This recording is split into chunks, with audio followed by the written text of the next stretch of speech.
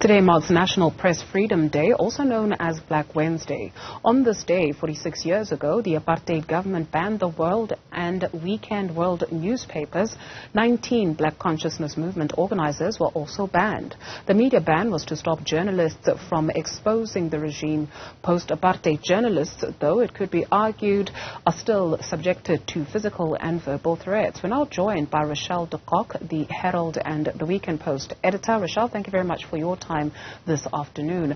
You were speaking at the Media Freedom Summit, which was held online in Delhi in September this year. What were your reflections or observations, rather, when it comes to media freedoms? Maybe let's start here at home. Good afternoon, Dudu, and good afternoon to all your viewers. For us, I think we're sort of in a different position. I think we are very fortunate. Particularly when I was listening to some of the participants at that summit, in the sense that we have a lot of freedoms in our country, particularly in this, on a post-democratic South Africa, where we are able to theoretically report without fear or favor.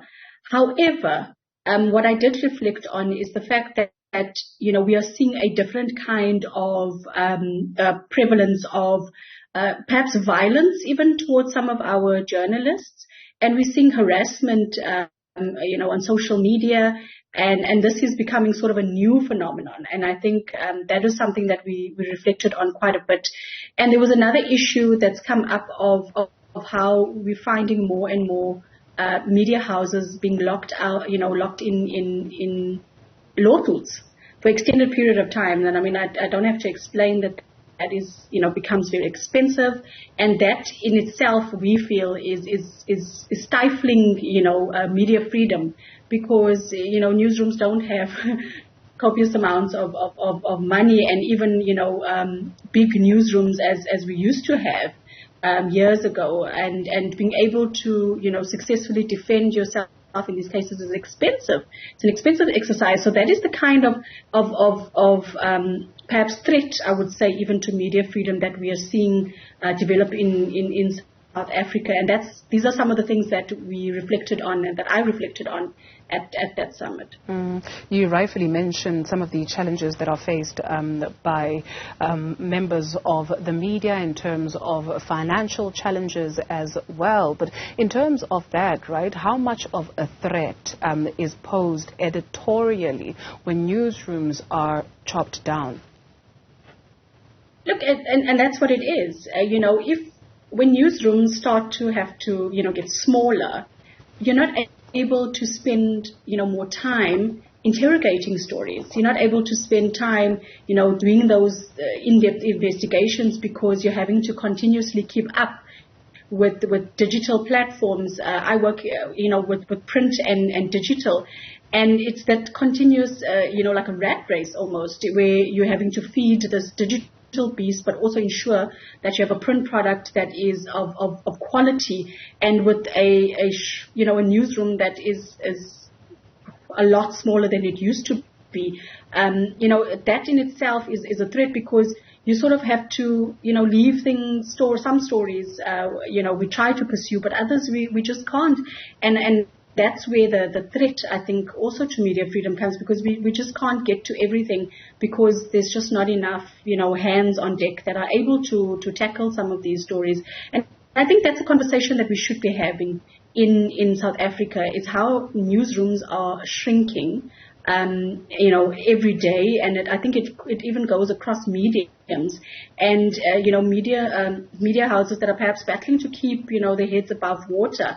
And, this obviously means that the standard of reporting is not where it should be. We would like to report better. We would like to spend more time training reporters to do better and have them have time to spend doing more quality journalism, but it's not always possible because of our shrinking newsrooms, and it ultimately affects our ability to to cover everything that we can. What is the threat then in terms of the greater public, right? Because it is oftentimes said in textbooks that the role of journalism is to educate, inform, and entertain. But what about critical thinking, right, in terms of offering a solid offering to the general public, more so as we head into an election year where you have to be quite careful about what is put out to people so that people are able to make up their own minds critically. Yeah, absolutely. And that is the issue now. We're having to, I think we're forced to sort of reinvent ourselves and say, okay, look, this is what elections are coming up. This is what we want the public to know. And the threat to the public is that, we can't inform them as widely as we would like to on various topics. We can't, give them necessarily the in-depth critical analysis that we used to be able to offer. I'm not saying that that's necessarily just the case in my newsroom. I'm just speaking across the board and looking, even in my role as Eastern Cape SANEF convener, when I look at some of the community news papers that are really, really, really struggling. It's things like even being able to go and get into a vehicle and be able to go cover stories. Those are the fundamental issues that we're having to tackle every day, and that is why it's so important for us to I'm hoping that there will be more investment in our industry across the board so that we can have these critical thinkers, we can have these senior seasoned journalists, and we can spend time actually training and mentoring journalists to become to carry on the baton when the rest of us go.